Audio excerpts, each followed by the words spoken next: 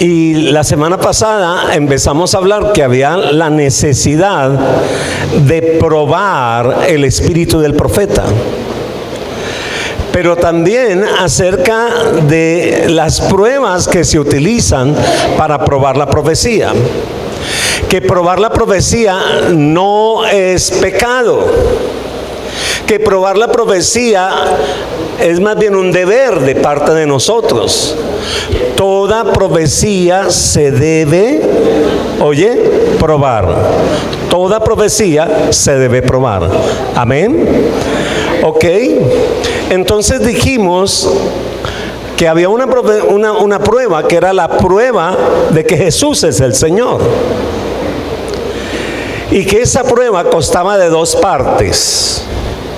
Primero, el profeta debe creer que Jesucristo es Dios. Y hablamos, estoy haciendo un resumen chiquitito, y hablamos de 1 Corintios capítulo 12, versículo 3. Por eso les advierto que nadie que esté hablando por el Espíritu de Dios puede maldecir a Jesús. Ni nadie puede decir que Jesús es el Señor, sino por el Espíritu Santo. Y la segunda parte de esa prueba es que el profeta debe creer que Jesucristo vino en carne y que se hizo hombre y que vivió entre nosotros. Todavía no les he dado citas, estoy haciendo un resumencito aquí a la carrera, no se preocupen, estoy haciendo un resumen. Y para eso nosotros leímos en 1 de Juan capítulo 2 versículo 2, capítulo 4 versos 2 y 3. En esto puedes discernir quién tiene el Espíritu de Dios. Todo profeta que reconoce que Jesucristo ha venido en cuerpo humano es de Dios. Todo profeta que no reconoce que todo profeta que no reconoce que Jesús es Dios es del anticristo. Ustedes han oído que éste viene, en efecto, ya está en el mundo. En otras palabras, y yo fui muy puntual porque yo tengo que explicarle a usted claro, y le hablé específicamente de los testigos de Jehová.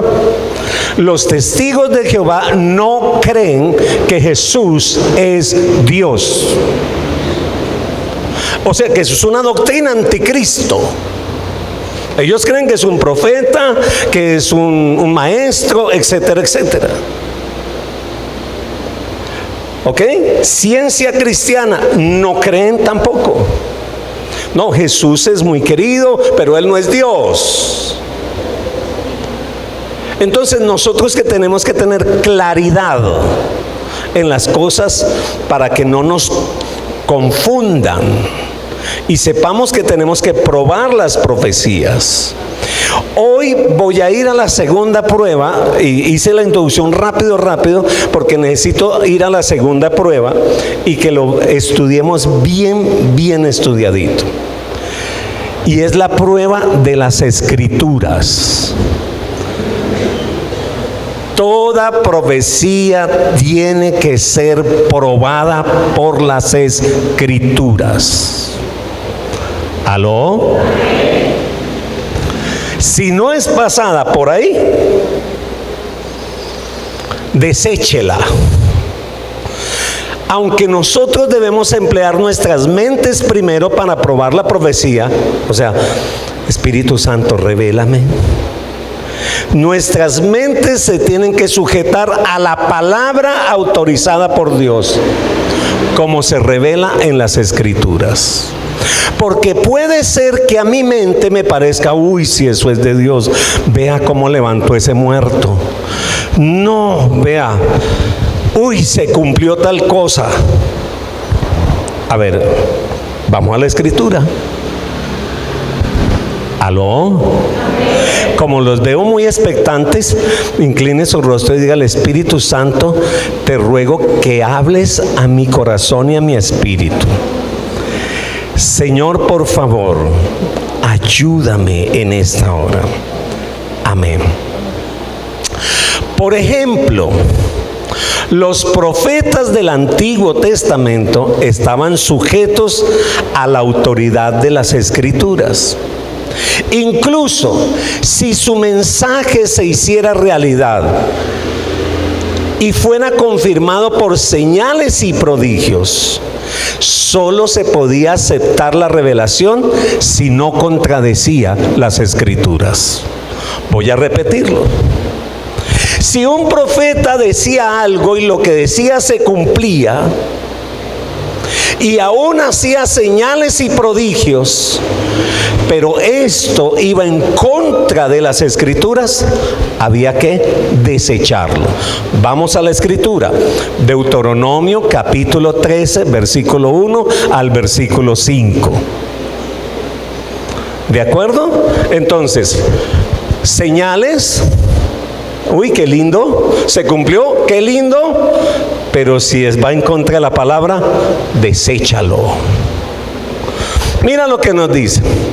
Cuando se levantare en medio de ti profeta o soñador de sueños, porque el Señor también nos habla a través de sueños, y te anunciare señal o prodigios, continúa, y se cumpliese la señal o prodigio que él te anunció diciendo, vamos en pos de dioses ajenos que no conociste y sirvámosles, continúa, no darás oído a las palabras de tal profeta, ni al tal soñador de sueños, porque Jehová vuestro Dios os estará probando.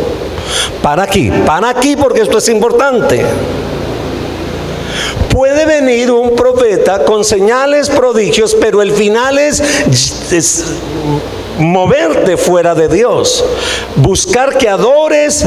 Por ejemplo, puede venir un profeta a hablar de carros, de casas, de becas, de millones, de todas las cosas, y usted, uy, aleluya, y se cumplió y me llegaron los millones y compré la casa y pero el propósito es que usted se dedique a la casa, a los millones y al carro y no al Señor. Deséchalo. ¿Aló? Mira, entonces dice, porque Dios te estará ¿qué? Dígalo conmigo duro, si lo alcanzan a ver, Dios te estará ¿qué? Probando, para saber si amáis a Jehová vuestro Dios con todo vuestro corazón y con toda vuestra alma. Continúa. En pos de Jehová vuestro Dios andaréis y a él temeréis. Guardaréis sus mandamientos. Mira que está ligado sus mandamientos con la profecía. Entonces, más importante que una profecía es ser obediente. Bueno, y escucharéis su voz, a él serviréis y a él ¿qué? Ok. Estamos enseñándole a usted a aprender a escuchar la voz de Dios, pero también le estoy diciendo que Dios habla a través de los profetas, pero toda profecía tiene, diga conmigo, tiene que ser probada. Versículo 5. Tal profeta o soñador de sueños ha de ser muerto por Jehová, por cuanto aconsejó rebelión contra Jehová vuestro Dios, que te sacó de la tierra de Egipto y te rescató de la casa de servidumbre, y trató de apartarte del camino por el cual Jehová tu Dios te mandó que anduvieses, y así quitaréis el mal de en medio de ti. Si esto pasó en el Antiguo Testamento, y el Señor dio una dirección de cómo manejar la profecía, creo que en el Nuevo Testamento también tenemos que tener cuidado. No dice aquí, y nunca más escucharás a un profeta y a un soñador. No, dice, pruébalo. Pruébalo. Incluso si su mensaje se hiciere realidad. Así era como la gente podía distinguir entre un profeta verdadero y un profeta falso, inclusive en los tiempos del Antiguo Testamento. Isaías capítulo 8, versículo 20.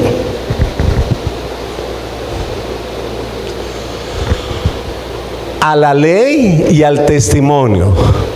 Si no dijeren conforme a esto, es porque no les ha amanecido. Si la profecía no se sujeta a la palabra y al testimonio, están en oscuridad. Por eso dice, no les ha amanecido.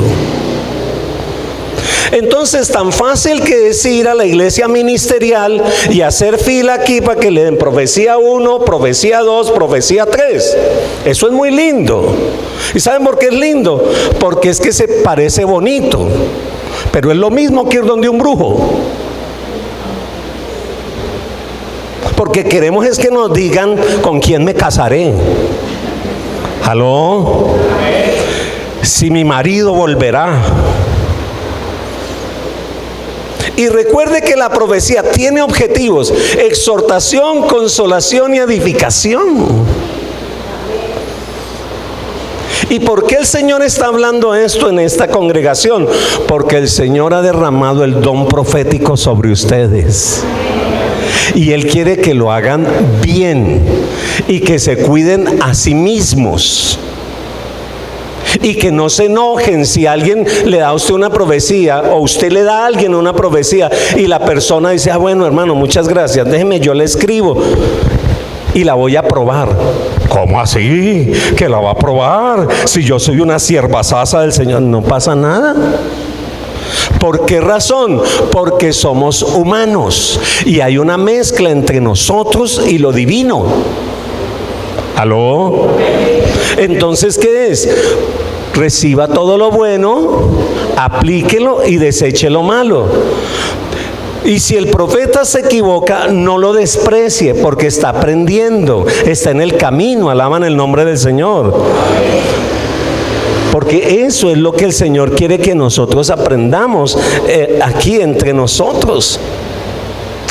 Ahora, en el Nuevo Testamento, ya le hablé del Antiguo, en el Nuevo Testamento no fue diferente. Las profecías del Nuevo Testamento estaban sujetas a la autoridad de las Escrituras, o en otras ocasiones decía a la doctrina de los apóstoles. Usaba mucho la palabra la doctrina de los apóstoles. ¿Y cuál era la doctrina de los apóstoles? Los evangelios. Entonces, si no estaba sujeta a la palabra o a la doctrina de los apóstoles, deséchela. ¿Mucho frío? El que tiene frío, traiga saco. No, estoy molestando. Ya les quitamos estos. Tengan paciencia porque es que aquí sí está caliente. Bueno, ok. Primera de Corintios 14:37. Vamos a mirar. Y mire cómo escribe el apóstol Pablo a los Corintios. Me encanta cómo lo dice. Dice, si alguno se cree profeta. ¿Cuántos profetas hay aquí? Ay, ahora sí ninguno se cree profeta. ¿Cuántos profetas hay aquí? Amén, sí. ¿Qué es un profeta? El que anuncia las buenas nuevas. Es que ¿sabe por qué no levantamos la mano? Porque tenemos el concepto de que un profeta es el que adivina el futuro. Y eso no es verdad. ¿Aló? Es el que anuncia la palabra. ¿Cuántos profetas hay aquí? Ah, bueno, entonces ahora sí, aquí está la instrucción. Si alguno se cree profeta o espiritual, reconozca que lo que os escribo son mandamientos ¿de quién? Del Señor. Reconozca que lo que yo le estoy mandando son mandamientos del Señor. ¿Qué quiere decir eso? La persona que se siente más espiritual, o la persona que siente que va creciendo en el Señor. Vamos a usar esa palabra porque parece como muy déspota, ¿no? Como muy, sarcástico, digo. Digamos, si usted siente que usted ha ido creciendo en el Señor, ¿cuántos de ustedes sienten que han ido creciendo? Yo creo que yo he ido creciendo. Si usted se siente más espiritual o se siente un poquito más mejorcito en el mundo, en la vida espiritual, dice, tienen que reconocer que lo que yo les escribo son mandamientos del Señor.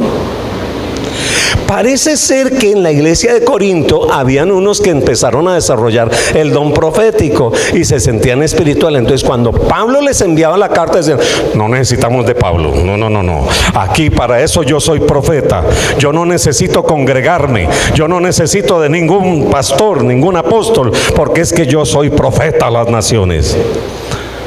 Al revés, entre más espiritual y entre más profeta, más sujeto a la palabra. ¿Aló? Dese cuenta cómo nos está empezando a dar una dirección, porque los dones espirituales sin la dirección de la palabra se vuelven orgullo. Y el orgullo convierte a un ángel de luz en un demonio. Uy, líbranos, Señor, más bien, ¿cierto? El apóstol Pablo afirmó que sus escritos eran inspirados por Dios y tenían autoridad sobre las profecías congregacionales. Vamos a repasar. En el Antiguo Testamento una profecía era la voz de Dios. En el Nuevo Testamento no. En el Nuevo Testamento una profecía era un complemento de la palabra inspirada escrita. Amén. Por eso en el Antiguo Testamento dice, lo leímos, que hay que tener cuidado, pero en el Nuevo Testamento dice: pruébenla. ¿Por qué? Porque no es la última palabra de Dios, porque tiene que ser unida con la palabra.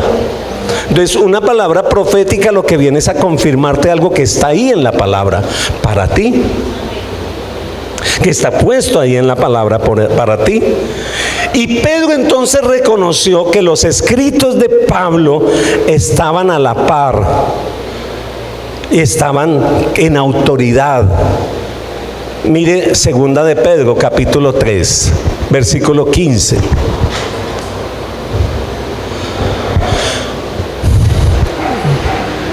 Dice: y tened entendimiento que la paciencia de nuestro Señor, sí, estamos bien, la paciencia de nuestro Señor es para salvación, como también nuestro amado hermano Pablo, según la sabiduría que le ha sido dada, os ha escrito. Pedro escribe aquí, dice: yo reconozco que lo que Pablo está escribiendo es sabiduría divina. Recuerden que hubo un momento en que Pedro y Pablo como que tuvieron algunas dificultades, ¿cierto? Y entonces tuvieron que llamarle la atención a Pedro, porque Pedro era como de doble ánimo. Le sonreía al que le hacías risitas. Y Pablo le llama la atención. Entonces ahora Pablo está reconociendo la autoridad de los escritos de Pedro. Pedro reconociendo la autoridad de los escritos de Pablo. Continúa, dame otro más. Casi en todas sus epístolas está diciendo Pedro, hablando en ellas de estas cosas, entre las cuales hay algunas difíciles de entender, las cuales los indoctos e inconstantes, ¿qué hacen? Tuercen, como también las otras escrituras, para su propia perdición. Pedro acaba de recibir una revelación poderosa. Recuerde que Pedro es el más grande evangelista después de Pablo a los gentiles. Pedro es tanto así que el Señor le dice: a ti te daré las llaves, en el buen sentido de la palabra. Te he revelado la autoridad para que entren las personas al reino de los cielos. Pero en su corazón había siempre algún orgullito. Y llega un momento en que el Señor le revela y le dice: no, mira, lo que yo le he dado a Pablo es palabra de Dios. Así que el que se siente espiritual, sométase a la palabra. Dígale al que está al lado: cuando te sientas un poquito espiritual, sométete a la palabra. Amén. Hay que someternos ¿a qué? A la palabra de Dios. Juan dijo estas palabras: que cualquier profeta que no siga la enseñanza de los apóstoles no es de Dios. Primera de Juan, capítulo 4, versículo 6. Juan dice que cualquier profeta que no siga la enseñanza de los apóstoles no es de Dios. Nosotros somos de Dios, y el que conoce a Dios nos oye, y el que no es de Dios no nos oye. En esto conocemos el espíritu de verdad y el espíritu de error. Entonces usted no puede seguir la profecía sin la palabra. Palabra profética que no esté pasada por la palabra y aprobada por la palabra no es de Dios. Imagínense ustedes una mujer casada fue a un lugar de estos de la profecía, y cuando pasa le dice: aquí el Señor te dice que tiene un marido nuevo para ti,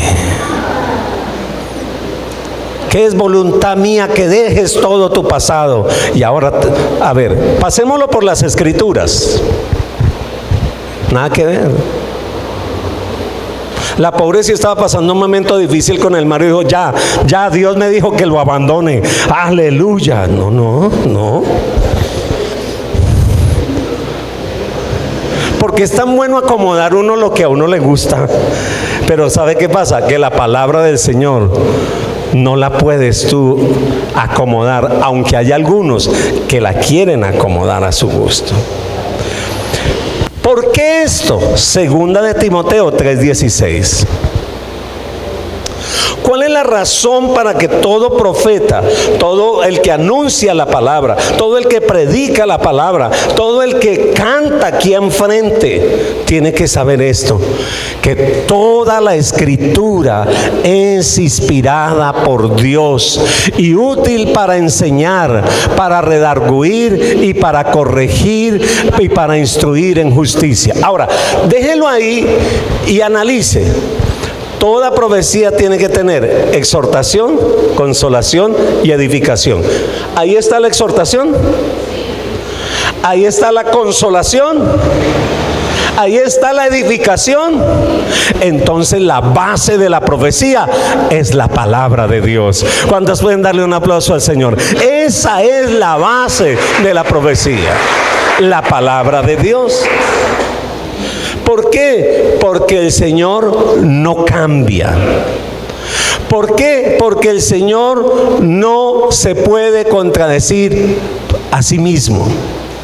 El Señor no es como la política es cambiante. Un día son rojos, otro día son verdes, otros son amarillos, otro día son azules, de acuerdo a lo que les propongan. Dios no cambia. Él no puede contradecirse a sí mismo. Cualquier profecía que contradiga cualquier parte de las escrituras no puede ser de Dios. Punto. Pero es que el que lo dijo levantó un muerto. Ah, gloria a Dios. Pero es que el que lo dijo, vea, hizo señales y prodigios. Claro. Los brujos que acompañaban a Faraón también produjeron serpientes. Entonces nosotros a veces estamos detrás de lo que vemos, pero la escritura está allí para cada uno de nosotros. La visión de Pedro, ¿ustedes se acuerdan la visión de Pedro? Pedro era pero muy defensor de la ley. Y usted sabe que los judíos, de acuerdo a la ley, no comen carne de animales llamados para ellos inmundos, en especial los que tengan pezuña. Ellos no comen eso, porque eso fue una enseñanza de la ley en el Antiguo Testamento que les quería enseñar aún a comer al estilo que Dios les estaba dirigiendo. Así que Pedro era bien legalista, y para él solo los judíos eran los salvos, los dignos del Señor. Pero un día el Señor, él estando en casa de un compañero, subió a la azotea, inclusive estaba en oración, en ayuno, y sueña, le da un sueño, y en medio del sueño él ve que baja como una sábana y empieza a ver marranos, empieza a ver, mariscos, empieza a ver camarones, empieza a ver toda la comida prohibida para los judíos. Y él está en ayuno, y en medio del ayuno pues le dio hambre. ¿Y sabe qué pasa? Que en medio del sueño el Señor le dice: mata y come. Yo creo que él dijo: sangre de Cristo, tuve una pesadilla. ¿Qué es eso tan espantoso? Me soñé con puros animales inmundos. Y él intentó interpretar él mismo el sueño que Dios le había dado. Incluso tal vez oró reprendiendo el sueño, porque para él solo los descendientes físicos de Abraham tenían lugar en el mundo espiritual. ¿Sabe? Esto significa que él se preocupó bastante. Intentó poner a prueba el sueño y empezó a preguntar al Señor, y el Señor le dice: no llames inmundo a todo lo que yo ya he limpiado. Y le toca bajar y entrevistarse con 2 judíos. Es que solo sentarse a tomarse un cafecito con un judío, eso era terrible. Con un romano, perdón, con un gentil, eso era una cosa espantosa. Pero yo quiero decirle algo: es muy importante que nosotros todo lo pongamos en oración y en prueba.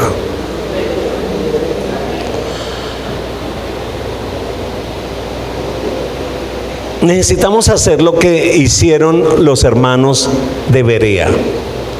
Hechos capítulo 17, versículo 11. Hechos capítulo 17, el verso 11.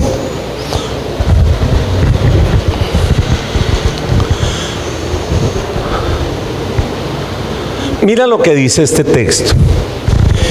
Y estos eran más nobles que los que estaban en Tesalónica.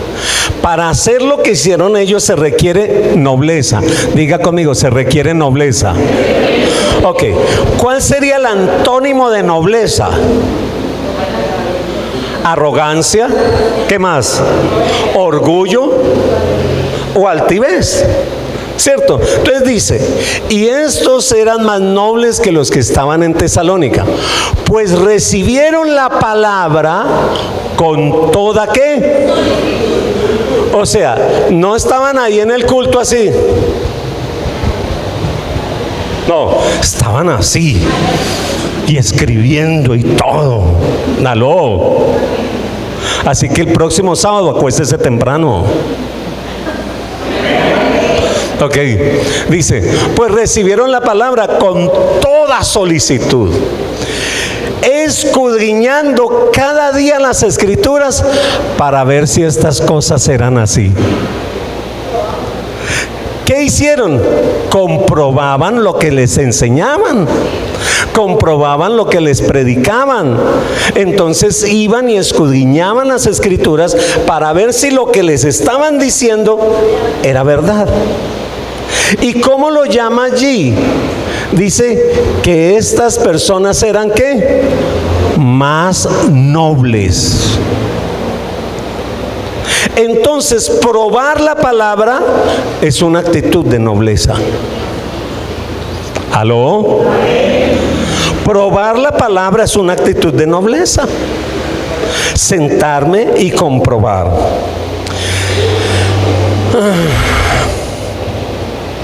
Voy a ponerles un ejemplo de cómo se debe usar la Biblia para filtrar las profecías falsas. Vamos a poner un ejemplo, el ejemplo de la venida de Jesús. ¿Cuántos de los que están aquí saben que Cristo Jesús va a venir por nosotros como iglesia? Listo, estamos claros. Él va a venir por nosotros. Muy bien. Algunos afirman que Dios les ha revelado que Jesús vendrá en un año determinado. Algunas personas afirman que el Señor les dijo que venían en un año determinado. Le voy a hablar, yo he decidido que estos mensajes les voy a hablar claro. Los adventistas. ¿Quiénes son los adventistas? Los que guardan el día sábado. Los adventistas, en algún momento de su historia, dijeron que el Señor venía en el año tal. El adventismo del séptimo día comenzó de esa manera. Un hombre llamado Miller y una mujer llamada Elena White afirmaron que el Espíritu Santo les había sido revelado directamente y les había hablado el año exacto en que nuestro Señor iba a venir. Por supuesto, no sucedió. ¿Aló? Entonces es que a veces vemos a alguien con una Biblia y creemos que todos los que tienen una Biblia son hermanos en la fe. ¿Aló? Algunos de ustedes se sienten mal porque ustedes dicen, ay, el pastor ¿cómo habla así? No, tengo que decirle las cosas.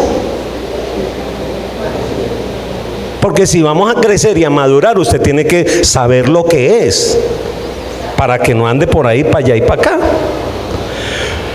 Pero ¿qué dice la Escritura respecto a una situación como esas? Mateo capítulo 24, verso 36. Entonces cogemos la profecía de los adventistas y la pasamos por la Biblia. A ver qué nos dice la Escritura.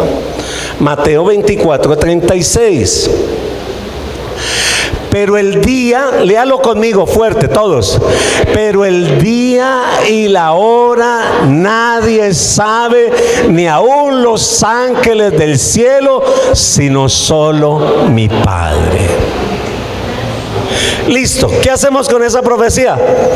La tumbamos. ¿Por qué? Porque no se ajustó a la palabra. Porque le hicimos el examen a través de la palabra y perdió el examen. Pero déjeme decirle algo mucho más fuerte. Si usted no es como los hermanos de Berea, que saca tiempo para leer las Escrituras, para comprobar los mensajes, a usted lo engañan facilito, porque usted no saca tiempo de enamorarse de la palabra, de estudiar las Escrituras, de leer lo que está diciendo allí, para que no le metan mentiras. ¿Cuántos alaban el nombre del Señor? Ahora, eso no significa que nosotros no podamos decir que el tiempo se acerca. ¿Por qué? Porque los discípulos le preguntaron a Jesús, ¿cuándo vas a regresar? Y Él les dio una lista de señales que indican que su regreso está cerca. Entonces, cuando nosotros leemos las Escrituras y empezamos a señalar, la tengo, se cumplió, uno puede determinar, no el día ni la hora, pero sí que está cerca. Amén. Mire, por favor, ahí vamos a mirar el versículo 32. Nos vamos a devolver un poquito, por favor, para que lo miremos. De la higuera aprended la parábola. Un momentico. Cuando usted lea en el Nuevo Testamento la palabra higuera, la higuera representa a Israel. Entonces, todo lo que pase con Israel para nosotros es muy importante, supremamente importante. Que si yo estoy de acuerdo que mataron 34,000, que si yo no voy a filosofar aquí si estoy o no estoy de acuerdo. Yo simplemente tengo que estar pendiente de Israel. ¿Aló? Para que no filosofemos, ¿listo? Porque cada uno lo puede ver de acuerdo a su punto de vista. Entonces mejor no filosofemos en eso. Vamos a lo importante. De la higuera aprended de la parábola, cuando ya su rama esté tierna y broten las hojas, sabréis que el verano está cerca. En otras palabras, estén pendientes de Israel. Continúa. Así también vosotros, cuando veáis todas estas cosas, conoced que está cerca. ¿Que está dónde? A la puerta. Si quiere saber las señales, lo invito a que haga como los de Berea. Llegue a la casa y lea todo el capítulo. ¿Aló? Entonces usted revisa las señales, dice: habrán guerras y rumores de guerras. La tengo. Habrán hambres. También. Habrán pestes. Habrán terremotos en todo el mundo. También. Se levantarán los padres contra los hijos y los hijos contra los padres. También. Bueno, ¿sabe? En esa lista hay una sola para mí que no se ha cumplido. Y cuando esa se cumpla, vendrá mi Señor. ¿Y sabe cuál es la única que no se ha cumplido?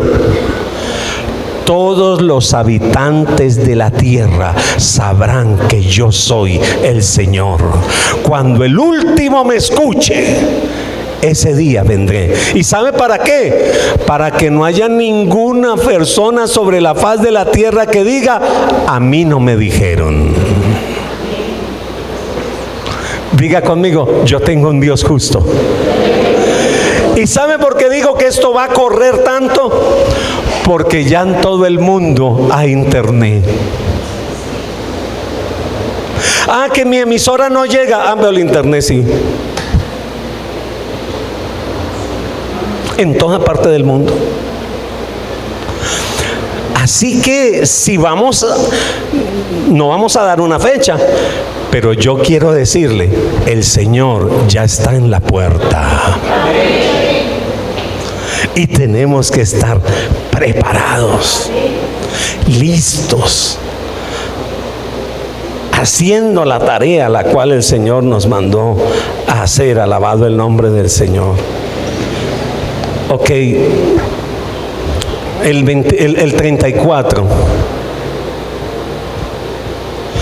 De cierto os digo que no pasará esta generación hasta que todo eso acontezca. Pastor, ¿cómo así? La generación que empieza a ver eso, esa lista de cosas que están ahí en ese capítulo 24, dice: no pasará esa generación. Y una generación no es más de 100 años. Así que el buen entendedor prepara su maleta. ¿Cuántos alaban el nombre del Señor? Entonces, aunque no podemos saber la hora exacta de su regreso, debemos saber cuándo su regreso está cerca. Si bien la predicción de la segunda venida de Jesús no es posible saber el día ni la hora, los eventos que vienen detrás de la venida del Señor, estos sí nos dicen qué tan cerca estamos. Es como, por ejemplo, una mujer en embarazo. No sabe el día ni la hora exacta, menos que le vaya, ni siquiera en la cesárea, porque le dicen, le hago la cesárea el martes a las 3. Y puede que mientras organizan y todo, entonces no, nació el miércoles a la 1 de la mañana. ¿Vio? Entonces una mujer, uno ve, uy, está la pancita, ya está, ¿cuántos meses tiene? Uy, le está descendiendo, le está como bajando, le vemos que ya está más puntudita, ya está no sé qué sé yo. Yo escucho decir eso, no es que yo sepa, yo escucho decir eso, ¿verdad? Y cuando dicen, ay, tengo como molestia, tengo como unos dolorcitos, y entonces va al médico a la carrera y el médico le dice, no, mijita, usted apenas va en 1 de dilatación, tiene que llegar siquiera a 10, 8 pues, y no ha roto ni fuente. En otras palabras, no van a ser todavía, pero ya viene. ¿Qué es lo que nos está diciendo? Mamá, aliste la pañalera, alístela. A mí me parece tan increíble, yo sufro con esto, que una señora a los 9 meses ande por ahí para arriba y para abajo diciendo que no tengo ni un pañalito. 9 meses le dio el Señor para alistar una pañalera, y el día del nacimiento no tiene un pañal. No, eso se parece a las 10 vírgenes, aquellas que el Señor les dijo, aliste su aceite, téngalo preparado. Llegó el Señor, hoy no tengo aceitico, deme un poquito. No, alístelo. ¿Cuántos entienden que, a pesar de que parezca un poco chistoso, jocoso lo que estoy hablando, es un tema muy serio? La palabra profética, la palabra predicada, la palabra hablada tiene que ser comprobada. Si usted tiene un verdadero romance con las Escrituras, si usted ama la palabra de Dios, si usted es de los que todos los días va y busca y le dice, Señor, háblame, enséñame, usted se propone a estudiar la palabra, yo le puedo asegurar que difícilmente serás engañado, difícilmente serás engañada. Yo alabo a Dios por el internet, porque usted puede ver todas las prédicas del mundo, pero yo le invito a que una tarde apague el internet y váyase a su palabra, váyase a la Biblia, váyase con su cuaderno listo a orar y con la Biblia, y el Espíritu Santo usted le va a enseñar más de lo que usted se puede imaginar. Toda palabra profética tiene que pasar por las Escrituras. Alabado el nombre del Señor. ¿Cuántos alaban el nombre de Dios? Toda palabra tiene que pasar por las Escrituras. Déjeme hablar de la prueba número 3. Y la prueba número 3 tiene que ver con la preeminencia. Y cuando yo digo de la preeminencia, ¿qué quiere decir? Algunas personas le dan más valor a la profecía que al Señor.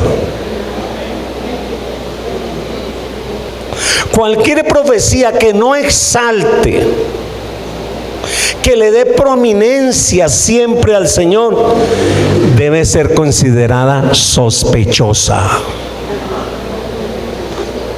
Porque la profecía tiene realmente como dirección mostrar al Señor.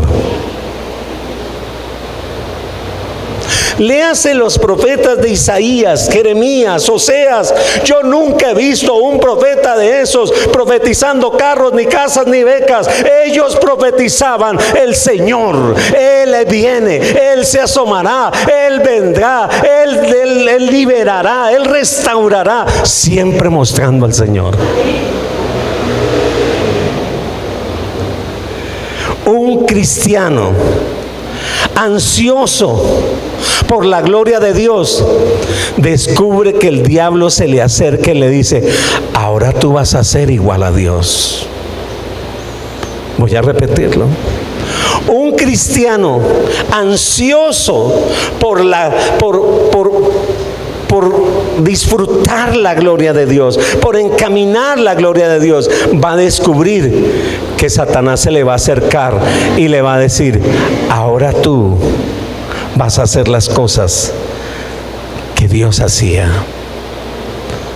¿Se acuerdan? Adán y Eva estaban en la presencia de Dios, caminaban con Dios, vivían con Dios. Y Satanás se le acerca y le dice: tú puedes ser igual a Dios.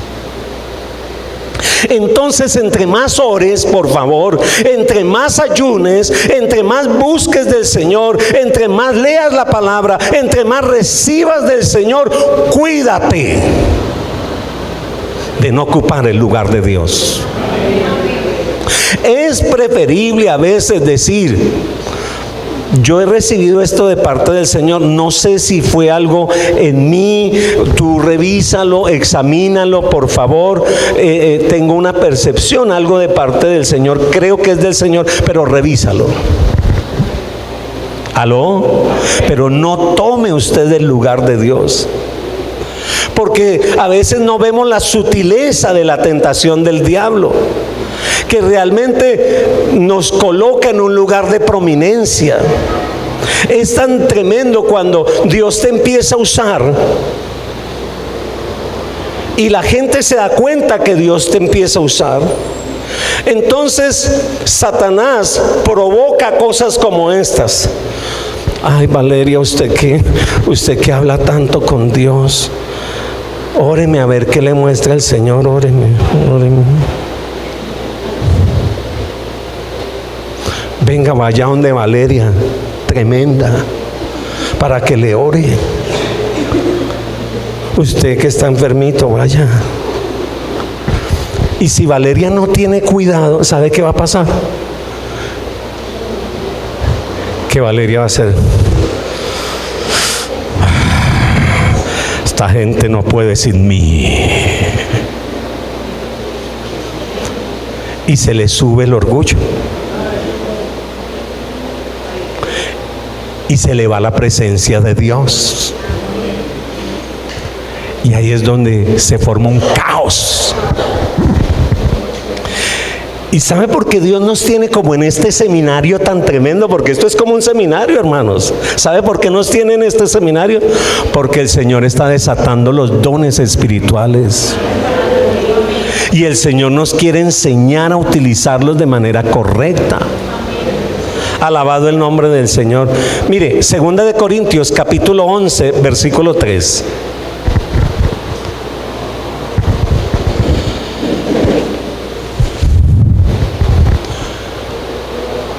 Y lo está hablando, el apóstol Pablo se lo está escribiendo a la iglesia de Corinto. Mira lo que dice: pero temo que como la serpiente con su astucia engañó a Eva, vuestros sentidos sean de alguna manera extraviados de la sincera fidelidad a Cristo. Está diciendo: así como lo hizo con Eva, Satanás lo puede hacer contigo, conmigo. Y yo no estoy señalándola, yo soy el primero como pastor que tengo que tener mucho cuidado, que no se nos suba el ego. Lo que Satanás jugó con la primera pareja fue el orgullo. Les puso el orgullo, y el orgullo fue la causa de la caída del mismo diablo. El diablo siempre utiliza esto como una de sus mayores armas. Y entra sutil, sutil, sutil, sutil, sutil. Sutil.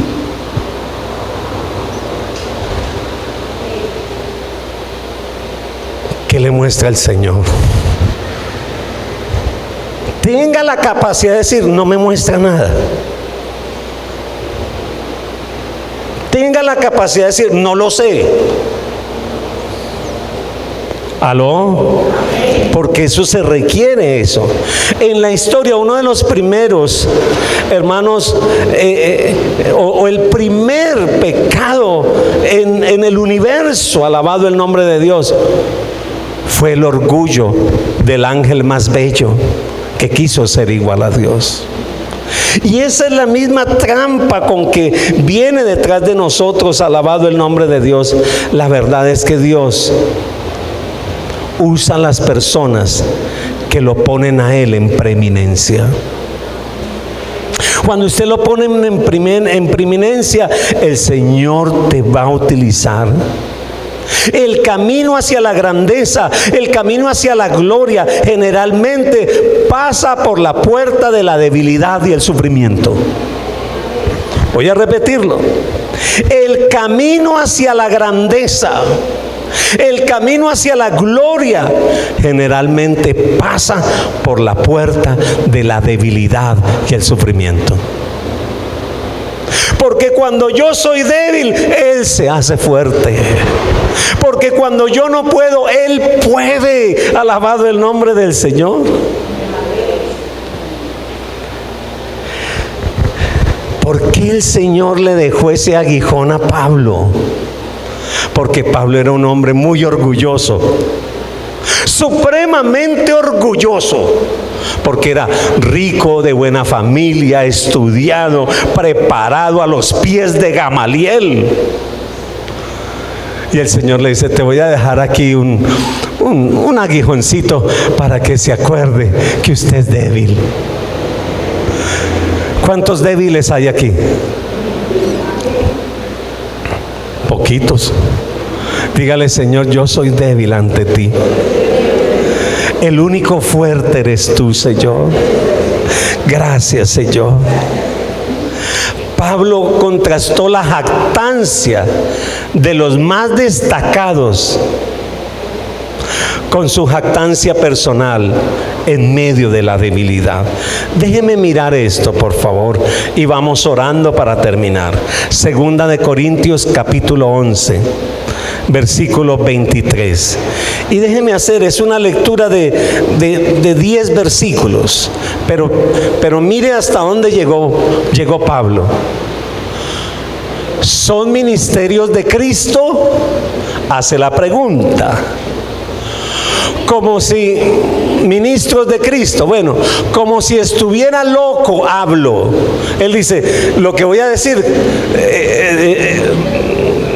no se entiende mucho. Yo más, en trabajos más abundante, en azotes sin número, en cárceles más, en peligros de muerte, muchas veces, sigue. De los judíos 5 veces he recibido 40 azotes menos uno. 3 veces he sido azotado con varas, 1 vez apedreado, 3 veces he padecido naufragio, 1 noche y 1 día he estado como náufrago en alta mar. En caminos muchas veces, en peligros de ríos, en peligros de ladrones, peligros de los de mi nación, peligros de los gentiles, peligros en la ciudad, peligros en el desierto, peligros en el mar, peligros entre falsos hermanos. Ay, ay, ay, habían falsos hermanos allá, aquí no. En trabajo, en fatiga, en muchos desvelos, en hambre, en sed, en muchos ayunos, en frío, en desnudez. ¿Eso no se parece a los profetas modernos? Y además de otras cosas, lo que sobre mí se agolpa cada día, la preocupación por las iglesias. Ay, ay, ay, sigue. ¿Quién enferma y yo no enfermo? ¿A quién se le hace tropezar? Yo no me indigno. Si es necesario gloriarse, me voy a gloriar en lo que es de mi debilidad. Aleluya. En Dios y Padre de nuestro Señor Jesucristo, quien es bendito por los siglos, sabe que no miento. En Damasco, el gobernador de la provincia del rey Aretas guardaba la ciudad de los damasenos. ¿Para qué? Para prenderme. Deme uno más. Y fui descolgado del muro en un canasto por una ventana y escapé de sus manos. Para un momento. Esta mañana, antes de venir, yo estaba sentado en la mesa ahí del comedor y estaba pensando, Señor,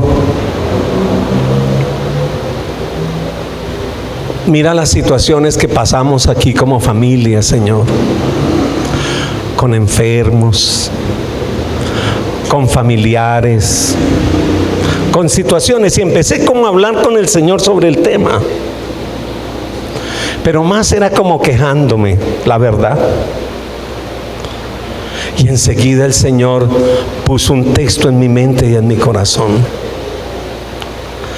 Muchas son las aflicciones del justo, pero en todas Él los librará.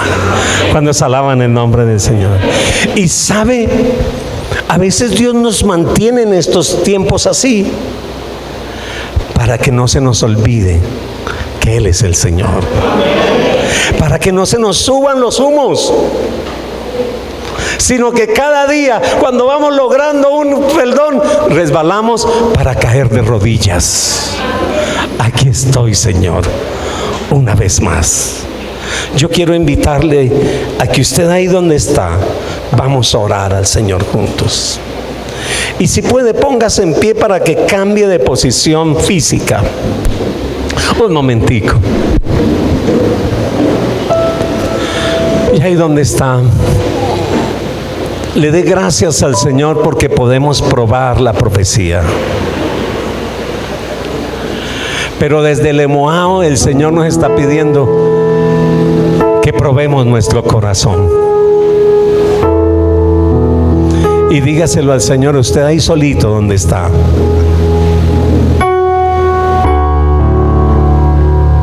Ahí donde está. Dígale al Señor, Señor, por favor, tú conoces mi corazón, Señor. Póngase en pie y verá que así se recuperan mejor. Dígale, Señor, aquí estoy. Tú me conoces, Señor. Sabes de verdad,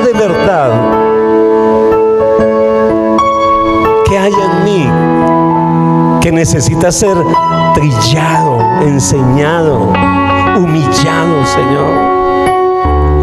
Pero yo quiero decir como dijo Pablo, Señor, si hay algo de qué gloriarme, me glorío de mis debilidades, Señor. Porque es allí en medio de mis debilidades que yo puedo ver tu gloria cada día. Porque es allí en medio, Señor amado, de todas las circunstancias donde tú te revelas, Señor. Es tu mano la que nos sostiene. Es tu mano la que nos levanta, Señor. Es tu mano la que nos edifica, Señor. Levante sus manos ahí, dígaselo al Señor, Señor, necesito de su ayuda. Necesito de su ayuda cada día más, Señor. Levántate, Señor. Levanta unos hombres y mujeres que amen el estar en tu presencia, amen el estar en ti, contigo, Señor. Gracias. Gracias, Señor. Gracias. Gracias, Señor. Gracias.